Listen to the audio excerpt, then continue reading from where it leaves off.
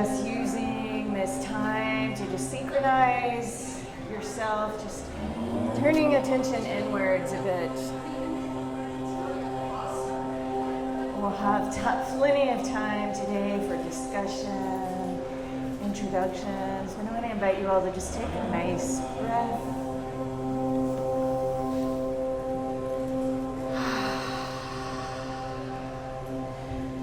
Allowing that universal sound of Om to just start to connect in.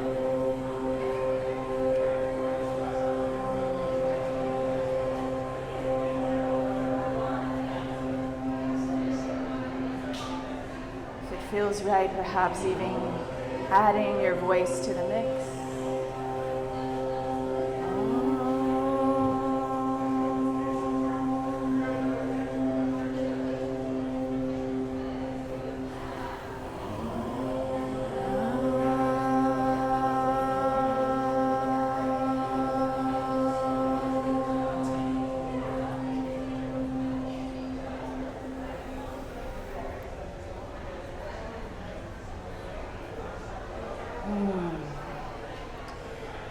Taking a pause there, just to feel how you're arriving today. What's your state of mind?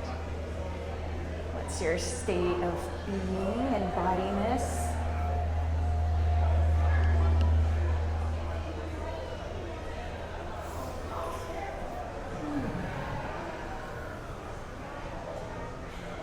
Perhaps just closing down the eyelids for a moment.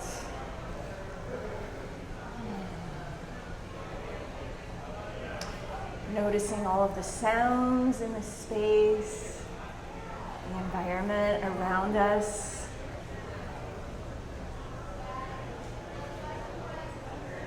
And then bringing your attention a little closer in, just into the immediate circle that we have here. You might even just open your eyes and look around the circle. Start to make eye contact with the people you're sharing space with today.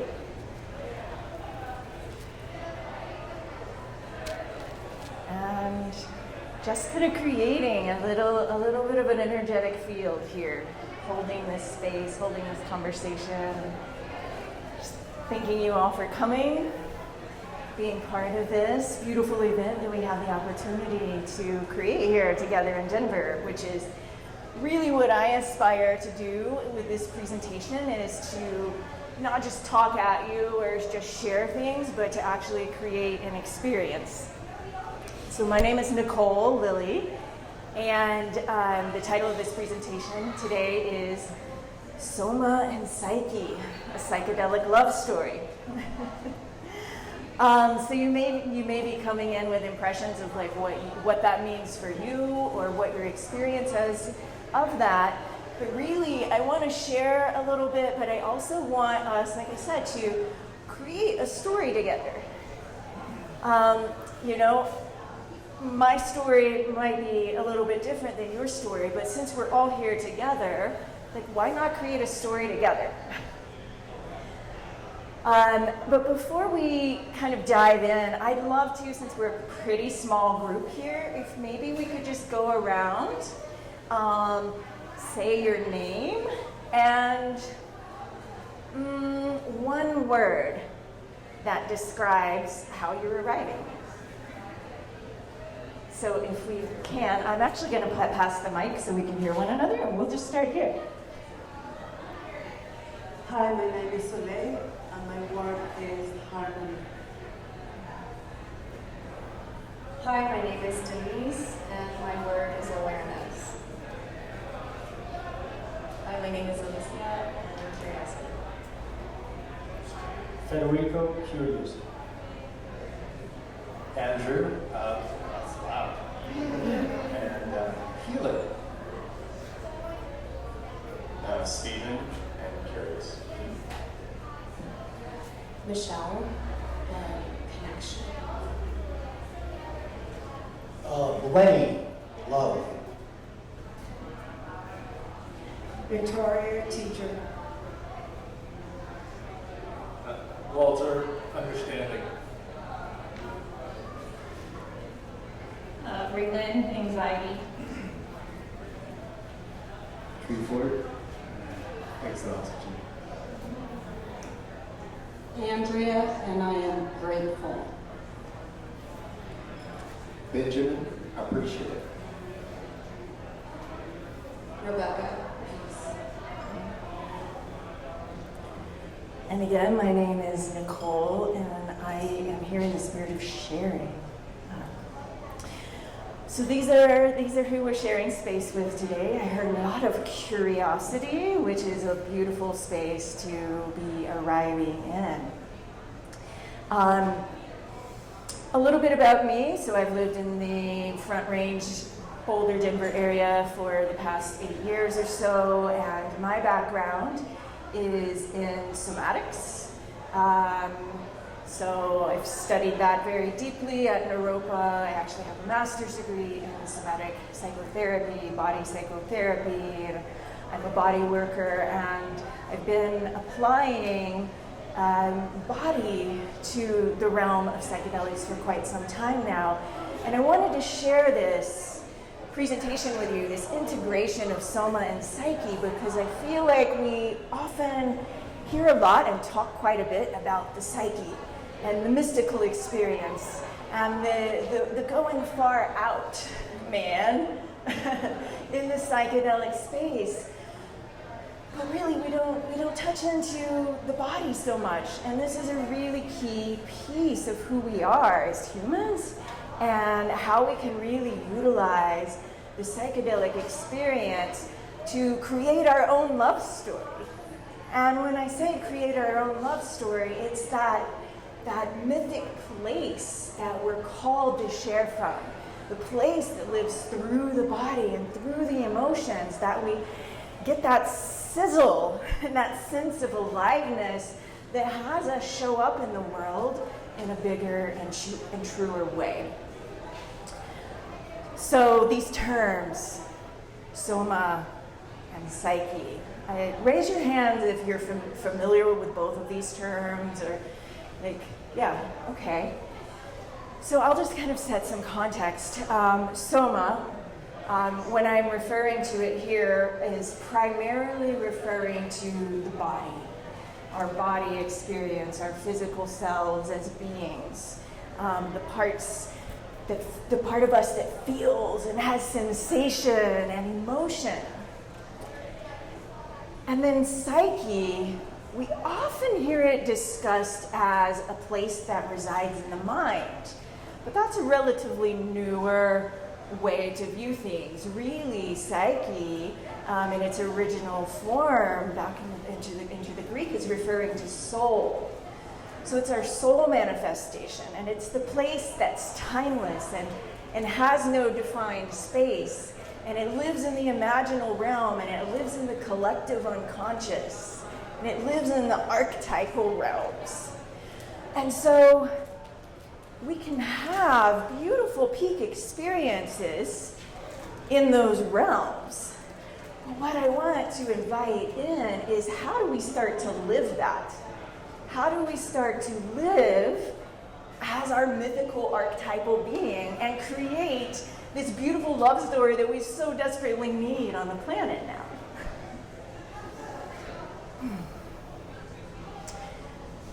So we oriented to this space earlier when we first came in, and I just want to keep inviting you to come back to that anchor. Come back to noticing your body and your breath in the space as we move throughout today. And really, there are a few key things that I want to share with you. One is just sort of holding this inquiry around, how do Soma and Psyche come together? How are they actually important to moving beneath the ego? Ego disillusion. Notice I'm not saying disillusion or death, right? The disillusionment of who we think we are, so that we can step into a bigger story of who we're here to be and express that. And I want to offer some creative practices today that we will weave together and hopefully that will be fun and a memorable aspect for you, so that we're walking out with a little bit of a collective story, a collective mythos that we're carrying with us. So I'll probably step back occasionally and look at my notes. But really, I just want this to also be kind of in the moment. So, feeling, the place in the body. I want you to just notice right now, what's one thing in your body that's standing out for you? And it could be something that feels really good. It could be just like basic. I notice my seat on touching the chair. It could be like, oh wow, I have a cramp in my neck that's really bothering me. So just for a moment, just play along and just notice. I won't ask you to share it with the group, but just for your own purposes, just share what that is.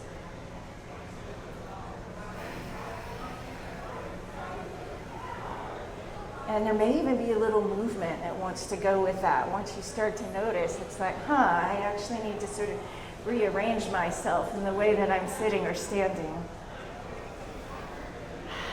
And then notice if you pay attention and you make that adjustment, like what does it do to your sense of being? What does it do to your sense of presence?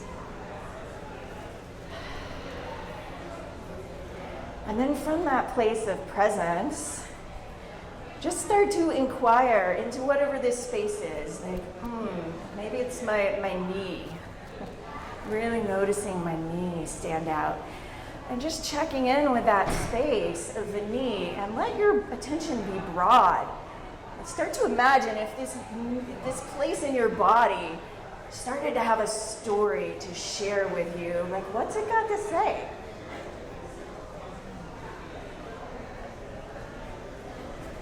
Maybe there's an image, and maybe there's a color, something that comes up that goes along with that.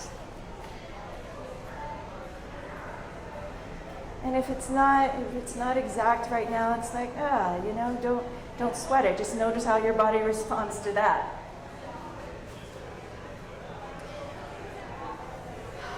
So this is the merging of the body and the psyche, the way that the body can start to interface with the language of the soul, the symbolic, right? Because the body is inherently a nonverbal, non-mental space.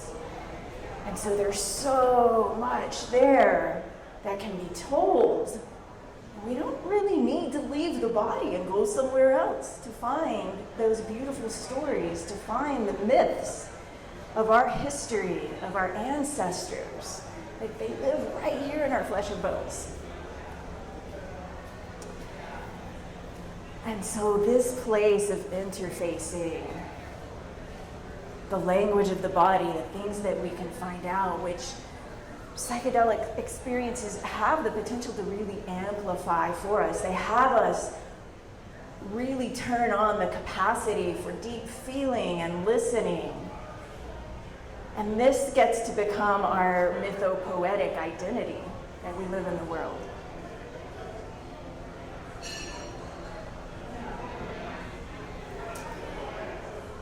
By show of hands, I'd love to just see how many of you have felt like your body, perhaps in the past, has played a really big role in an expanded states experience. Yeah. And if not, I imagine it's just a matter of time before that particular channel gets really activated. And I'm saying expanded states intentionally here because we really, like historically, one of the ways that we can reach these expanded states of consciousness that, that psychedelic experience can really have come on quickly is actually through the body, right? It's through rhythm, it's through movement, it's through entering into trance, it's through really intense things like sweat lodge and heat, right? That really send us into this place of deep noticing and intensity to the point where we start to really lose the ego, and we have the potential to lose the construct of who we think we are, to really experience who we get to be in that moment. And I don't know about you, but I find that pretty freaking exciting.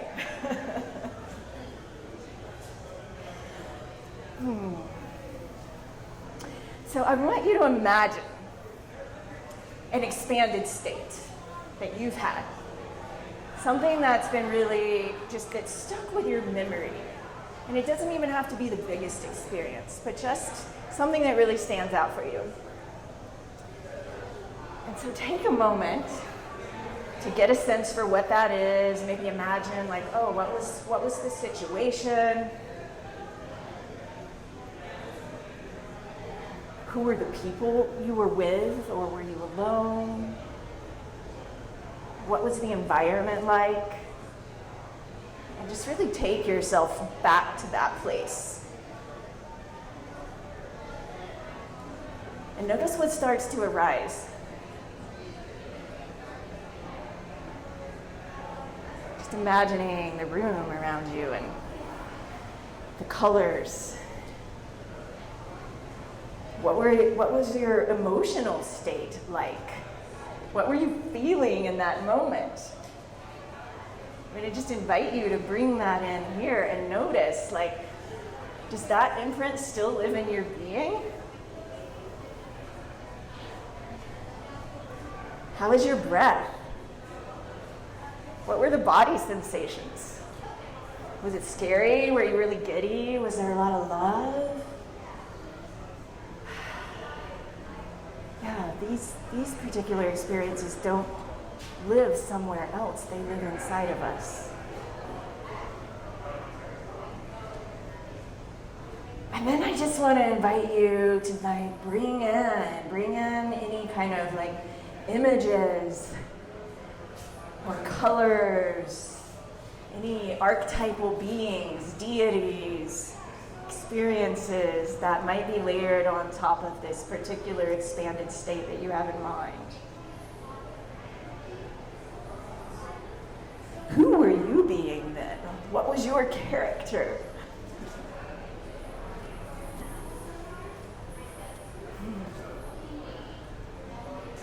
And just get a sense for how this particular experience maybe invoked something that was outside of the ordinary, that was outside of your typical ego for how you've constructed yourself to be.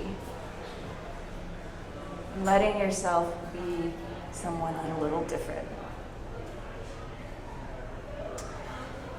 And I want to take a moment actually to like anchor this further, if you so choose. So I have some paper, and I have some markers and pencils and all of those sorts of things. So I want to invite you to just like, feel free to pass it around, but maybe taking a piece of paper, and you might draw out some symbols, you might write out some words, but just anchoring in this experience a little bit that you've just captured in your mind's eye. If you don't want, you can just pass that around. You can also feel free to just step up and grab some things. Because I want you to have something potentially to carry away with you, because this is part of what it means to be embodied, is that we anchor these things into our sense of self.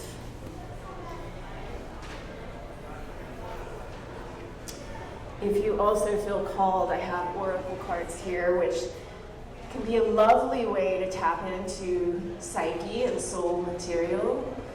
They're full of images that are drawn from the collective unconscious sorts of things. And so this may even provide some sort of a message for you that you can weave into this story. And if there's part of you that might be hesitant to participate, just notice that part too.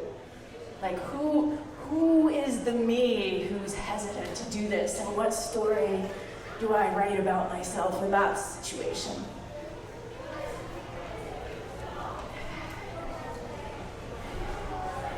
And I'm going to put on a little music actually while we take some time to anchor into this practice.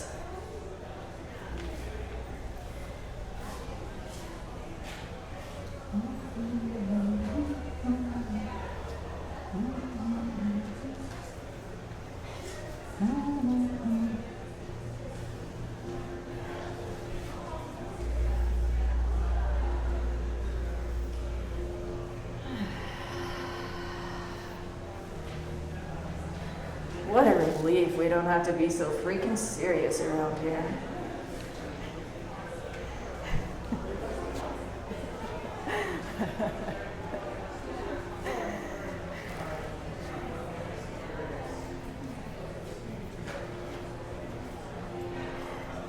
And we're gonna do something with this next, so this isn't the last part. Don't you worry, we got more.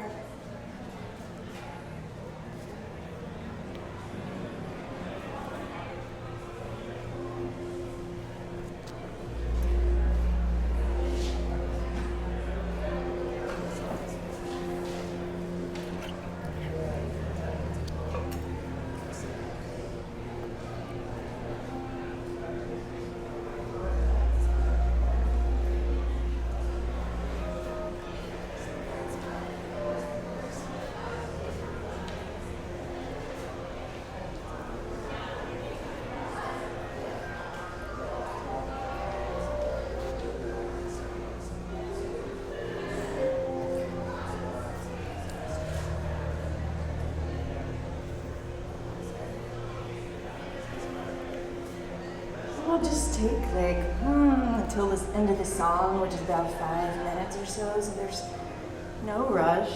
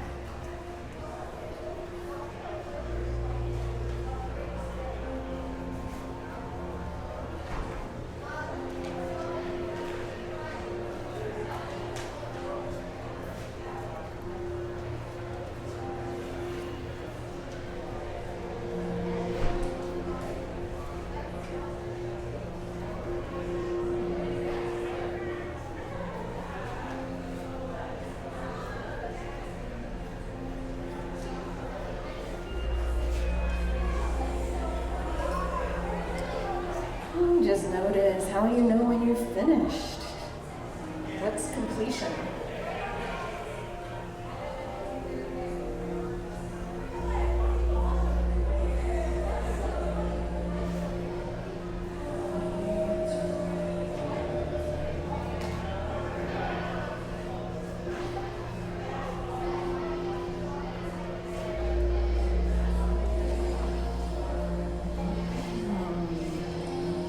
Maybe spending a little moment there with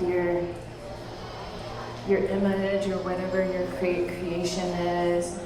Maybe even turn it at a different angle, turn it upside down, look at it from a different perspective, see how it might share some information with you.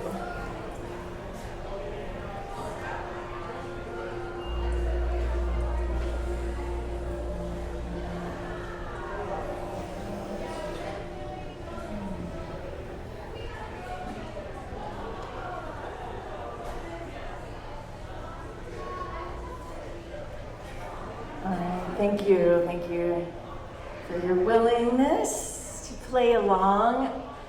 Before we move to the next piece, if anyone feels like you'd like to just shout out, like, how was that for you to just take that pause and the time out and to go within and access these places? Anybody willing to say?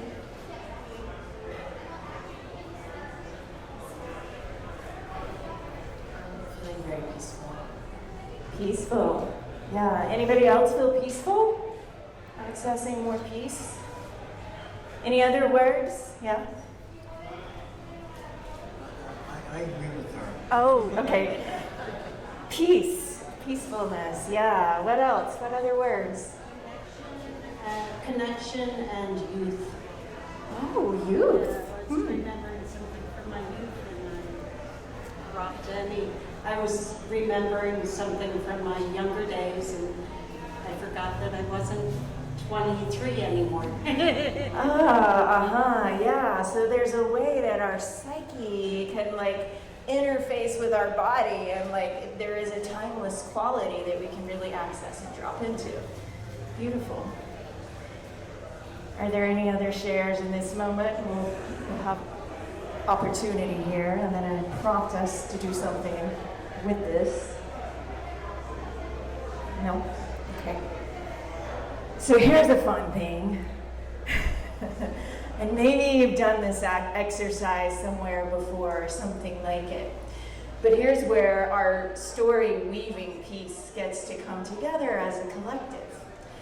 And so the invitation is, now that you've sort of identified this, whatever it is, this memory, this archetype, we're going to tell a collective story together. And there's no right answers, and to really kind of find the essence of what your story is. So I want to just invite you to kind of take a moment.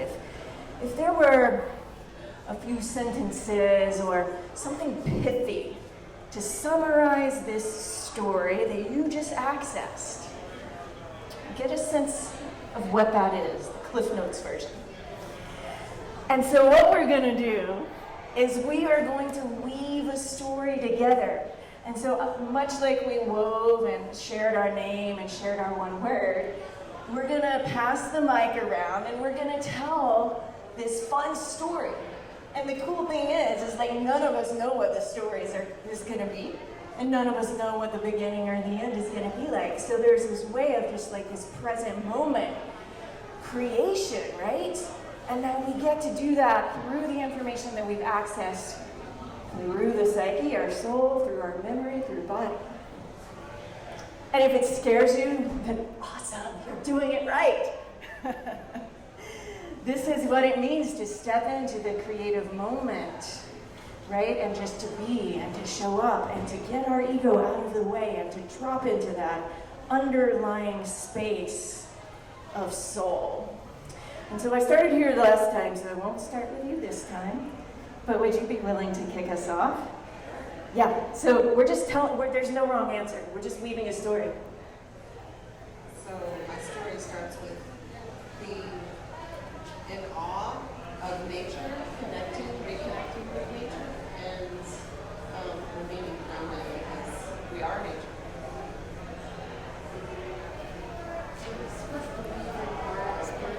Yeah, here, let me give you an example, and I want to invite us to use I language. Okay, and I'm just going to pick up a snippet.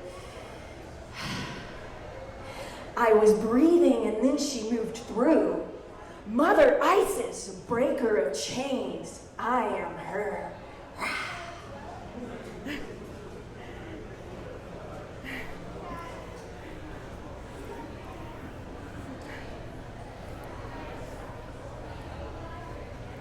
I am the queen of fairies.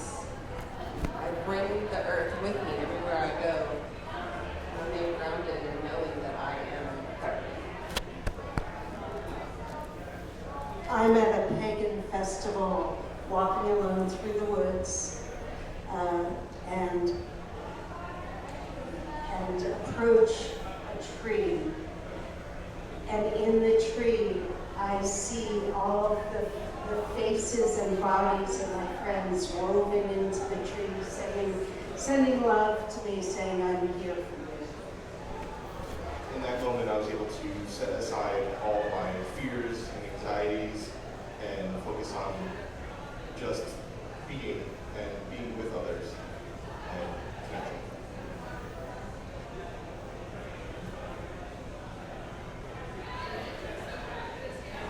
However, there was a turning point, and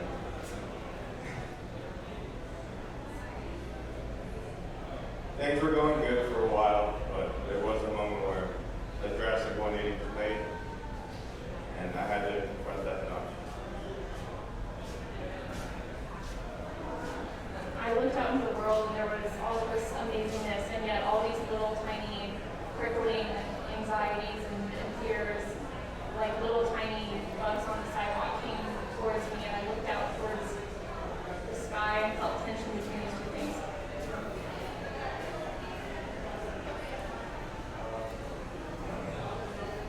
I am very much trying to understand myself in relation to this world that I find myself in, and I find it difficult, but I do believe that I can find some meaning and purpose through connections and love and people that matter in my world. Whenever I have anxiety or I'm anxious about something, I go into my garden and I work in my garden and I look at the birds and I spend a couple of hours and it re-energizes me. Well, I like nature and walking through the woods, and I know I'm one with nature when the bugs don't bite me.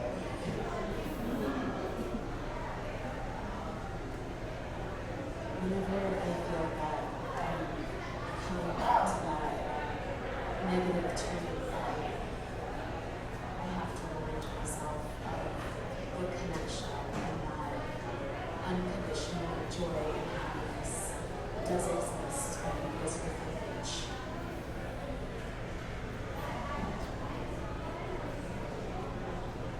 I know that I've come a long way from where I was, and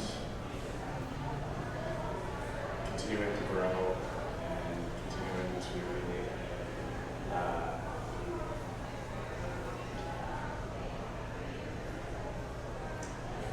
be mature in myself and disciplined in order to let go.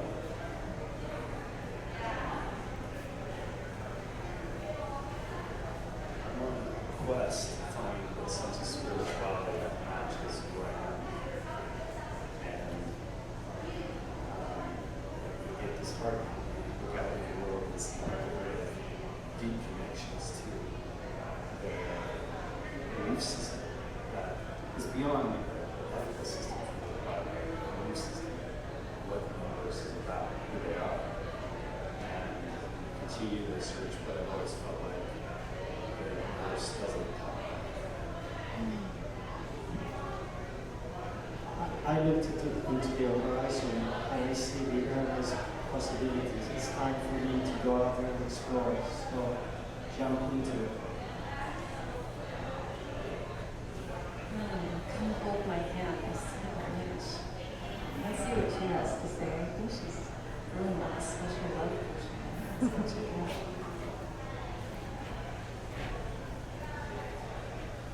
I see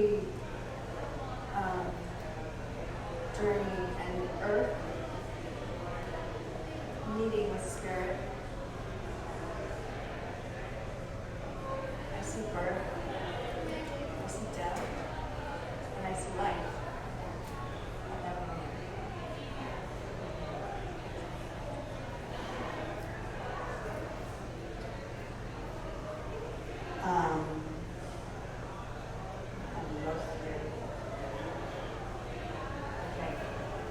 So I feel like there's this bird, it's a bluebird, huge wings. And this bluebird is embracing and hugging this whole circle and the other circle and the other layer until it embraces the whole world. And we got this little part of the bird that wants to fly away. But the bird doesn't need wings to fly away because there's no need for physical wings when you have the soul.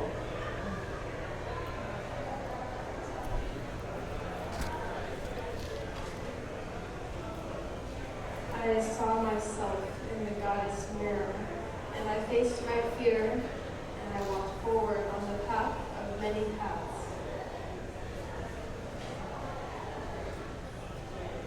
After throwing myself on the fire of purification, over and over again, I'm finally offered a vision of arrival.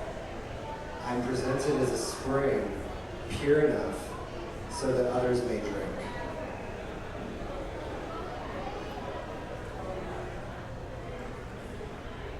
And I let her divine energy move through my body and take me over and move up through the space of my heart and up through the space of who I am.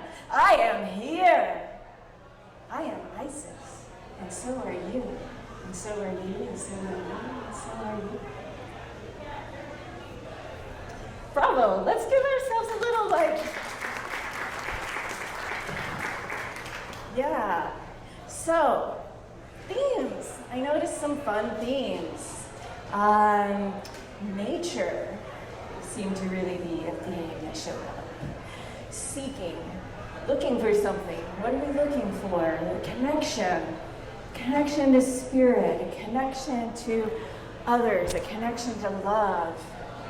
Receiving those messages of love. And the way that the archetypes showed up, the fairy and the witch and the bluebird and Isis, right? These are all images that reside for us in this collective. And we get to experience that. Like, what does it feel like to be a witch or be seduced by the witch who's making me a love potion? And so that's something that these experiences, even though they seem really kind of bizarre at times, they really have their own language. They have their own way of helping us construct these stories that we get to figure out. Like, it's up to us how we want to go live what this is. Like, how do you be a spring that's clear enough for others to come and drink from? Like, there's no one way that answer looks. And so we get to be in a space of ongoing inquiry, day in and day out. Like, what was the feeling of that spring, that clear spring that people could come and drink from? How am I feeling right now? Am I being that spring? And if not, like, what's the disturbance in the field? What may be getting in the way? maybe all I actually need to do is like take a deep breath and sit back and access that memory for a moment. And ask the question, how do I be the spring? How do I live this? How do I walk this in my day-to-day? So there's not one right answer to any of this, but the point of this presentation and this workshop and being with you all is just this invitation of like, you know, we hear a lot about the heroic dose and kind of leaving and all of that, but like really what I heard here and everyone's share, it had a human element to it. It had an earth element to it. And at this point in time of where we are on this planet, this is what we really need. This is a medicine for our times.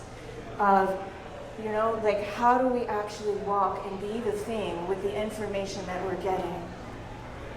And how do we really listen and be in relationship with that message, with those messages, with ourselves? And this is not just like a one-time sort of integration thing. This becomes how we actually live.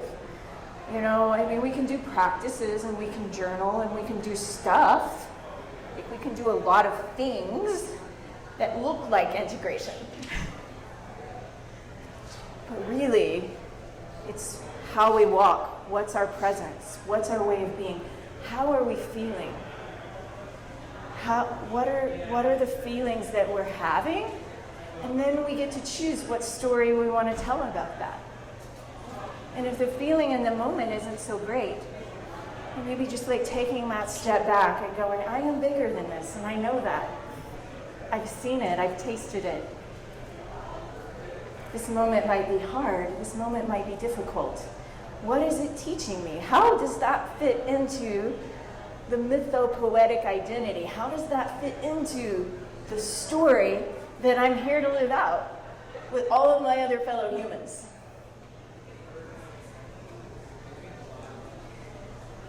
I'd love to hear other people's impressions about that exercise and the sharing and how that landed for you. If anybody has anything you'd like to say, share, or anything that you're taking away so far for how this is applicable. Maybe questions as well. Anyone want to share? To put you on the spot? Okay. No sharing. That's fine. We only have about 10 minutes anyway. And so if there are questions or insights that you'd like, just be sure to raise your hand and I can get that over to you.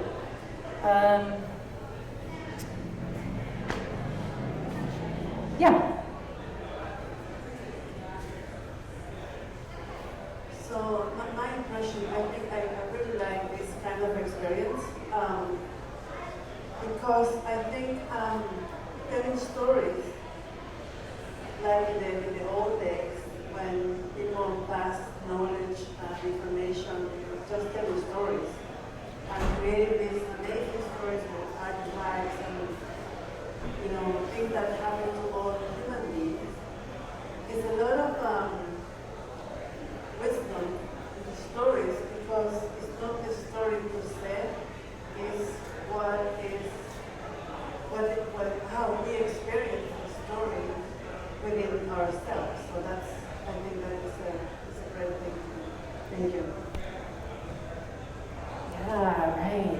We have, right, the stories live in our bones. They live in our psyches. They are the ways. I mean, before the written language, right, we share things through symbol and story and sound, right? Like we didn't even,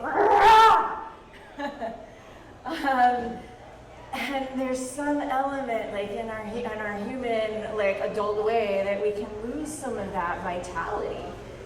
And accessing these stories can just help bring back some of the joyfulness and the youthfulness and the vital nature that's gonna carry us through when things get challenging.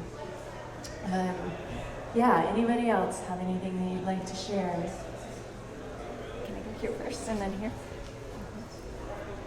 And sitting here after the stories were told, actually I started seeing, I feel like I saw like everyone's soul, like if you really are, and like flower, like your garden, but now we all know each other collectively, and it will live on. You know, it's different than me saying my name and introducing myself. I feel like we did, I don't know, I just see a really beautiful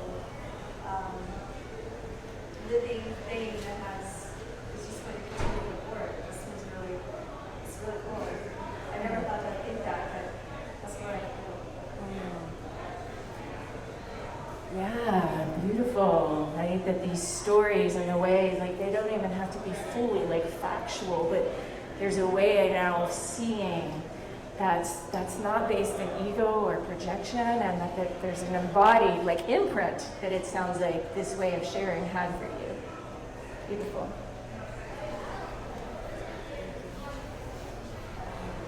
I think the biggest takeaway for me is trying to focus on how we're approaching those different elements and those energetic points, and how we move through that. Because there's a lot of light and love when we're talking about our own experiences, and there's also a lot of darkness, and I think that sometimes that gets passed over.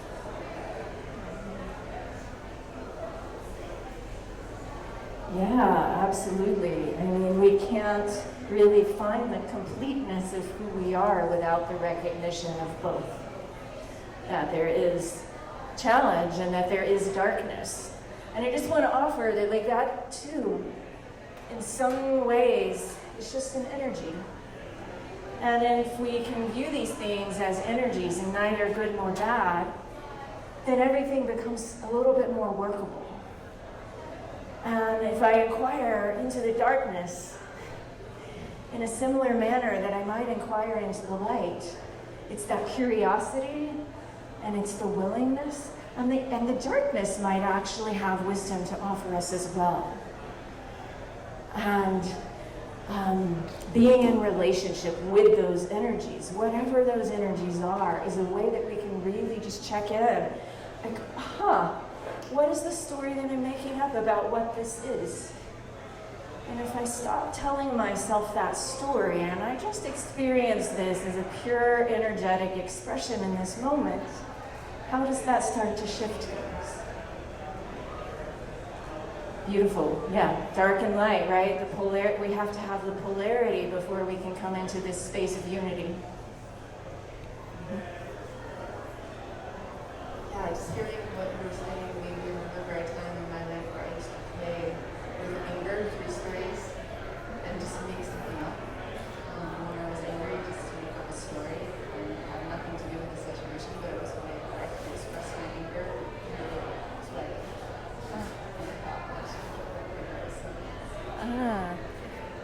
Yeah, that's a great example, right? Just following up, like anger, right? Like I could say anger bad, but you became curious and playful with the anger, and to me, that's what I consider transmutation. When not just transformation, but when we take an energy and we hold it in a certain way, and then changing. It's like shape-shifting its form. Like the anger was like a really difficult thing, and now all of a sudden the anger is playful. Like, great. Right, exactly. What this practice reminded me of is that we're going to write story no matter what, but it doesn't have to be rigid. It's fluid. It changes even from person to person, but also within yourself. You can change it at any time. You can use imagination. That's a beautiful gift that we have, is the ability to imagine. And so you can imagine your story.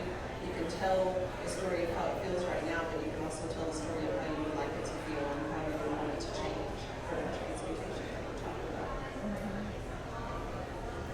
Yeah, and then that gives me choice, which is different than control, but it's choice, right? When we don't feel like we have choice, that's when we can start to move into this space that feels like trauma and it's disempowering and like, oh my God, I'm so overwhelmed, right? But like, I'm gonna choose something about this, even if it's one small thing. I'm gonna choose to change my shape. I'm gonna choose to change the way that I'm sitting. I'm gonna choose to change the music. I get to have some sort of choice and not be kind of paralyzed. And that's the sort of activation that I think that we really need on the planet right now. Being confronted with the difficult things and then just creating that one small shift in perception, that one small shift in how we show up can change a whole slew of things down the line. And it can change the entire story. So I don't know about you, but I'm here to help change the story. And if I'm going to choose, then I want the story to be one that ends ultimately in love. And loving what is, loving no matter what, and also choosing to do different, to do better for me, for the planet, for all the things. So I want to just thank you for your willingness to be in this exploration together.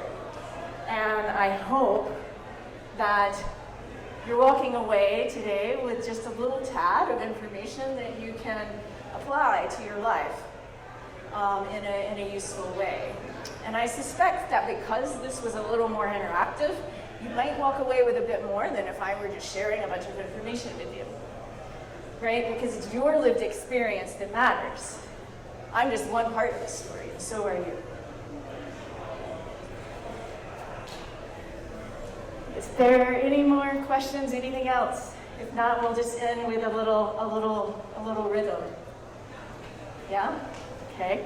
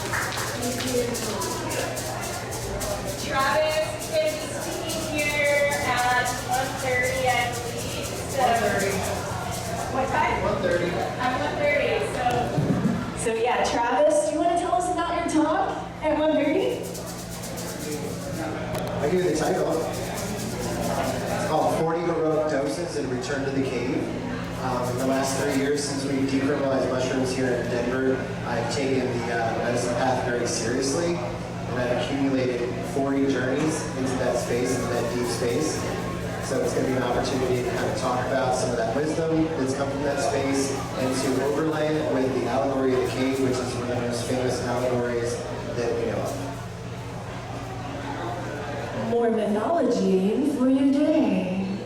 All right, beautiful people, thank you so much.